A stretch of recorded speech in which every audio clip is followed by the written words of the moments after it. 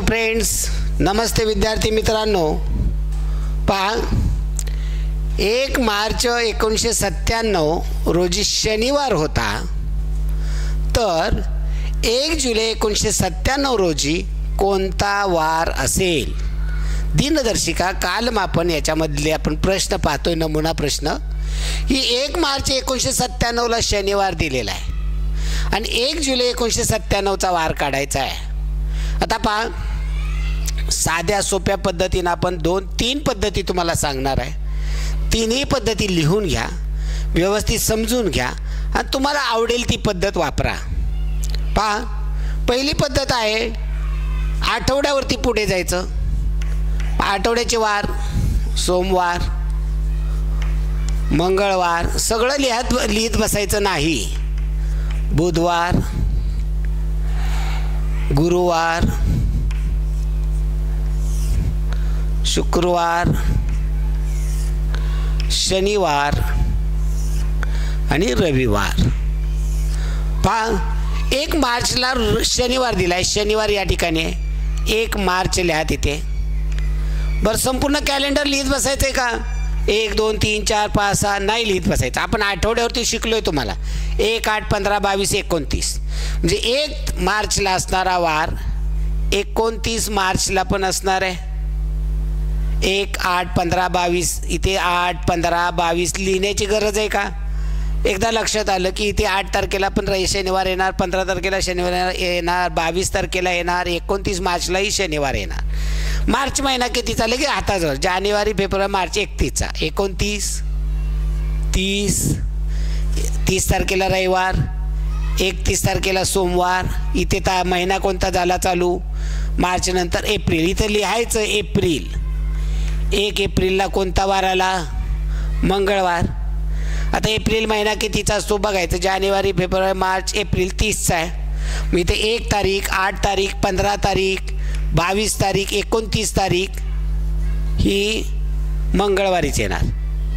April महिना 30चा, इथे 30 तारीख टाका. एप्रिल नंतर महिना कोणता आला? मे. इथे येईल 1 मे. 1 मेला कोणता वार आला? गुरुवार आला. 1 मे महिना टाकायचा इथे बरं का, म्हणजे लक्षात येतं कोणत्या महिन्याचं आपण काउंटिंग करतोय ते. 1 मार्चला आपण इथं मार्च टाकला, 1 एप्रिलला इथे 1 एप्रिल टाकला. 2च ओळीमध्ये आपला संपूर्ण महिना संपला, कॅलेंडर तयार झालं. 1 मे, 1, 8, 15, 22, 29. 8, 15, 22, 29 मेला कोणता वार असणार आहे? गुरुवार. मे महिना कितीचा बघा बोटावर? जानेवारी, फेब्रुवारी, मार्च, एप्रिल, मे. मे महिना 31चा, म्हणजे इथे 31 दिवस येतील. आणि इथे तारीख येणार आहे 1 मे. नंतर जून महिना आपल्याला कुठला काढायचा? 1 जुलैचा काढायचा आहे. 1 जूनला कोणता वार आला? रविवार. 1, 8, 15, 22, 29 हे सगळे रविवार येतील. आणि मग 29 जूनला पण रविवार आला. मग 30 जूनला कोणता वार येणार आहे? सोमवार. जून महिना जानेवारी, फेब्रुवारी, मार्च, एप्रिल, मे, जून. जून महिना 30चा असतो. मग इथे 1 तारखेला कोणता महिना आला? जुलै. आपल्याला कोणतं काढायचं आहे? 1 जुलैचं. 1 जुलैला कोणता वार आला? कोणता वार आला? मंगळवार. झालं आपलं उत्तर, मंगळवार. अवघड काय याच्यामध्ये? किती लिहावं लागलं? फक्त एवढंच लिहावं लागलं. हे फक्त 1, 8, 15, 1, 29, 30, 31, 1, 29, 30, 31, 1, 29 बस एवढंच. मग ज्या तारखेला जायचे त्या तारखेला थांबायचं. 29, 30, 31, 1 जून. 1, 8, 15, 22, 29 झालं. इथे 30ला आला, 1 तारखेला मंगळवार आला. आले लक्षात? पद्धत अगदी सोपी आहे. आता दुसरी पद्धत पहा, महिन्यावरती उड्या मारत जायचं. महिन्यावरती उड्या कशा मारत जायचं? महिन्यावर. आता हे आपण कसं गेलो? हे आठवड्यावर. या ठिकाणी उत्तर कसं काढलं आपण? आठवड्यावर. आता इथं मग काढणार आहे महिन्यावर. महिन्यावर उड्या मारत जायचे आपण. पहा, 1 मार्चला दिलेलं आहे आपल्याला. 1 मार्चचा वार दिलेला आहे शनिवार. आता आपल्याला 1 मार्चवरनं आपल्याला उडी मारायची 1 एप्रिलवर. 1 एप्रिलचा वार काढायचा. जानेवारी फेब्रुवारी मार्च एप्रिल 1 एप्रिलचा वार काढायचा. आता इथे 1 एप्रिलचा करताना काय करायचं, मार्चचे दिवस किती असतात, मार्चचे दिवस 31 असतात. मार्चचे दिवस तुम्हाला की सर 1 मार्चचा दिला 1 एप्रिलचा काढायचा आहे, हो मग आपण पुढे तसंच धरणार आहे. म्हणजे मार्चचे दिवस 31 असतात. मी 31 दिवसाचे आठवडे केले तर 4 आठवडे होतात आणि शिल्लक किती दिवस राहतात, 3 दिवस. मग 3 दिवस पुढे जायचं. शनिवारच्या पुढे 3 दिवस, रविवार सोमवार मंगळवार. म्हणजे 1 एप्रिलला कोणता वार येणार आहे, मंगळवार. सगळंही लिहित बसायचं नाही. 1 एप्रिलला कोणता वार आला, मंगळवार. आता एप्रिल महिना किती दिवसाचा, जानेवारी फेब्रुवारी मार्च एप्रिल 30 दिवसाचा. मी याचे आठवडे केले तर 4 आठवडे होतील. दिवस किती शिल्लक राहिले, 2 दिवस. मग 1 मेला 1 एप्रिलपासून 1 मेपर्यंत किती दिवस होतात, 30 दिवस होतात. मग 30 दिवस होतात, मी 4 आठवडे होतात आणि 2 दिवस शिल्लक राहतात. मग 2 दिवस जायचं मंगळवारच्या पुढे. मंगळवारच्या पुढे बुधवार गुरुवार. 1 मेला कोणता वार येणार, 1 मेला गुरुवार. 1 मेला गुरुवार आला. आता मे महिना किती दिवसाचा असतो, 31 दिवसाचा. आठवडे केले तर 4 आठवडे होतील. शिल्लक किती राहिले दिवस, 3. हे शिल्लक दिवस आहेत, शिल्लक दिवस. तेवढे त्या दिवसावरती तर आपला सगळा हे गणित जे आहे या शिल्लक दिवसावर आहे, म्हणून हे महत्त्वाचे आहे.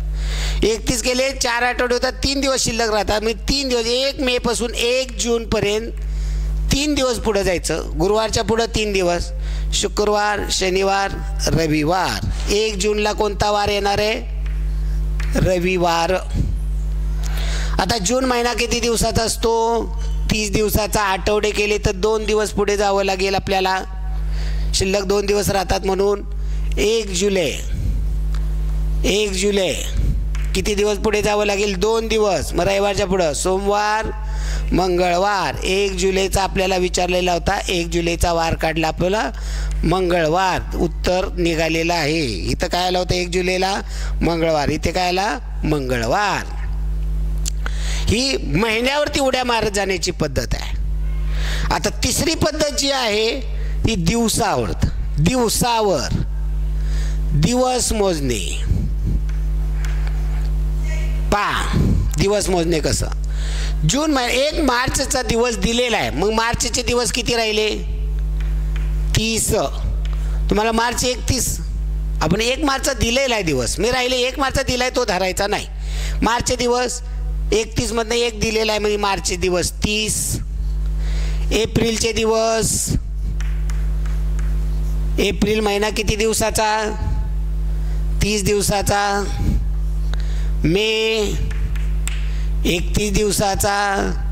जून 30 दिवसाचा. आणि जुलै महिना 1 जुलैचा काढायचा आहे ना आपल्याला, मग जुलैचा 1 दिवस आलं का.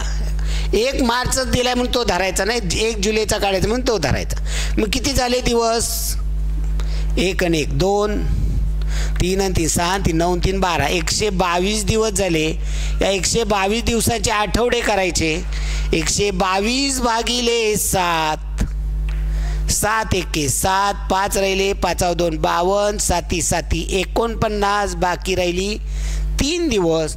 मग या ठिकाणी 3 दिवस पुढे जायचं. मग इथं कोणता दिलाय वार, 1 मार्चला दिलाय शनिवार. शनिवारच्या पुढं 3 दिवस, रविवार सोमवार मंगळवार. उत्तर काय आलं, मंगळवार. 3ही पद्धतीनं आपल्याला पहिली पद्धत येत असेल दुसरी पद्धत वापरायची, दुसरी येत असेल तिसरी पद्धत वापरायची. अशा 3ही पद्धती आपल्याला आल्याच पाहिजेत. का येत नाही ती, सरावाने सगळ्या गोष्टी शक्य होतात. आता या पद्धतीनं हे 3ही लक्षात आल्यात. याचा तुम्ही सराव करा थोडासा आणि मग तुम्हाला कुठलीही पद्धत अडचणीची जाणार नाही, अवघड जाणार नाही. आठवड्यावरती जावा, पुन्हा महिन्यावरती जावा आणि पुन्हा दिवसावरती जावा. इथे दिवस धरताना ज्या तारखेचा दिवस दिलेला आहे ती तारीख धरायची नाही, दिलेला दिवस. जो तारीख काढायचे तो दिवस धरायचा. त्यामुळे इथं आपल्याला अडचण येणार नाही. आता पहा, 1996ची सुरुवात सोमवारनी झाली. सुरुवात म्हणजे 1 जानेवारी 1996. 1 जानेवारी 1996 सोमवारने झाली. तर आपल्याला विचारलेलं आहे 1 जानेवारी 1999ची सुरुवात.